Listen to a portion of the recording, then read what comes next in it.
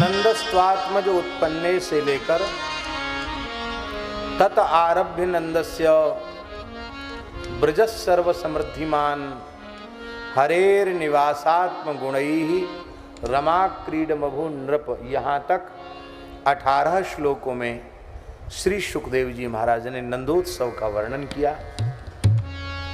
और इन 18 श्लोकों में जो 18वां श्लोक है, इसमें सांकेतिक रूप में श्री राधा रानी के प्राकट्य महोत्सव का भी स्मरण कर लिया गया। नंदोत्सव के साथ साथ श्री राधा जन्मोत्सव का भी स्मरण है। कैसे? अर्थ स्पष्ट है। तत आरभ्य नंदस्य ब्रजस सर्व समृद्धिमान हरेर निवासात्म गुणैहि रमा क्रीड बभु नृप।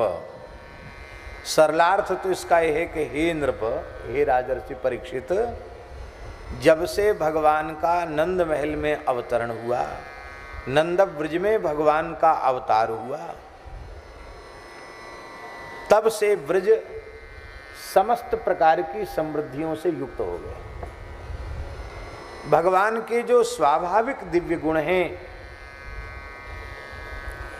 उन स्वाभाविक दिव्य गुणों के कारण ब्रज की ऐसी शोभा हो गई, ऐसी शोभा हो गई, ऐसा लगता है मानो ब्रज भगवती रमा देवी लक्ष्मी देवी की क्रीड़ा स्थली बन गया हो। भगवती लक्ष्मी वहां विलास कर रही हो, खेल रही हो। ये अर्थ तो स्पष्ट ही है।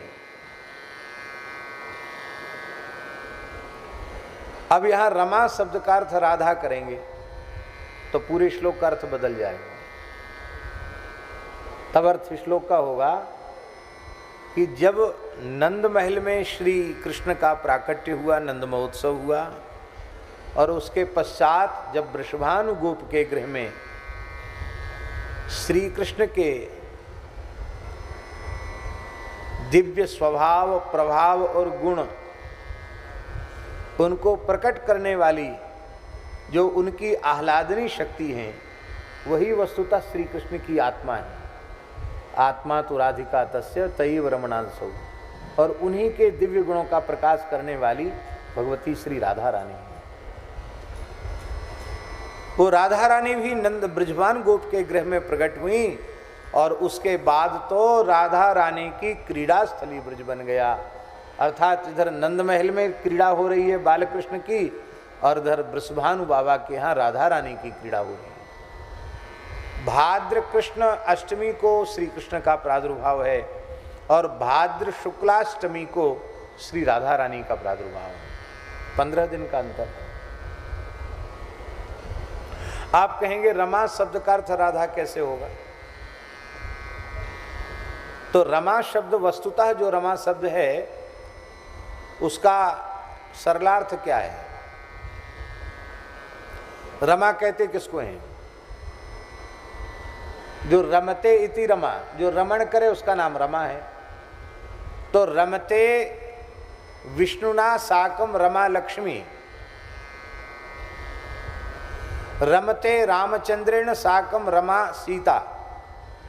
हम लोग कहते रमापति रामचंद्र की, रमापति वहां लक्ष्मीपति थोड़ी है। रमापति माने रमते रामचंद्रेण साकम रमा सीता, सीतापति। ऐसी साधु में जय बोलते रमापति कृष्ण चंद्र की जय। रमापति माने राधापति। रमते कृष्ण चंद्रेण साकम रमा राधा, रमते रामचंद्रेण साकम रमा सीता, रमते विष्णुना साकम रमा लक्ष्मी।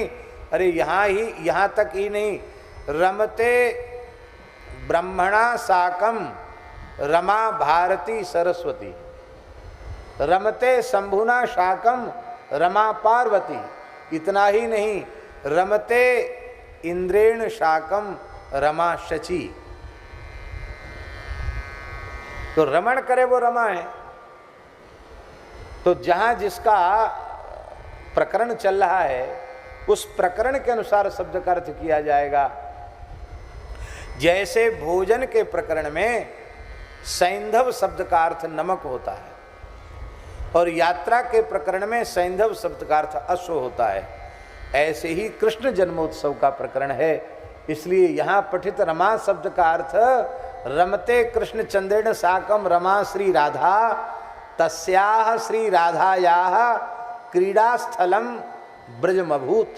यह अर्थ हो गया, श्री राधा रानी का क्रीड़ा स्थली ब्रज बन गया। हमारे यहाँ ब्रज में राधा रानी के उत्सव की बड़ी धूम मचती है, बहुत जोर का उत्सव होता है। माता जी 2 उत्सव होते हैं, एक जन्माष्टमी एक राधाष्टमी। जन्माष्टमी पे बाहर के लोगों की भीड़ आती है, ब्रज के लोग तो शांत रहते हैं, उत्सव तो करते हैं लेकिन बहुत ज़्यादा नहीं। और जब राधाष्टमी आती तो ब्रज के संत ब्रजवासी सब में बड़ा भारी उत्साह होता है।